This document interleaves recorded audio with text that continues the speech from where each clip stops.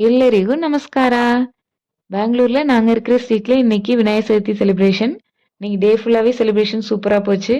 மதியமா போய் கொஞ்ச நேரம் ரிலாக்ஸ்டா உட்காந்துட்டு அங்க அன்னதானம் குடுத்தாங்க. அன்னதானம் வாங்கிட்டு நாங்க வீட்டுக்கு கிளம்பிட்டோம். நைட்டு தான் செலிப்ரேஷன்ஸ் நெறையா இருக்காம். நைட்டு வந்தோம். அகைன் அந்த கலர் லைட்டிங்ஸோட செலிப்ரேஷன் கோலாகலமா போயிட்டு இருந்துச்சு. அப்படியே ஒரு விநாயகருக்கு ஒரு வணக்கத்த போட்டு நாங்க காம்படிஷன்ஸ் பார்க்க போயிட்டோம். டான்ஸ் அண்ட் சிங்கிங் காம்படிஷன் போயிட்டு இருந்துச்சு.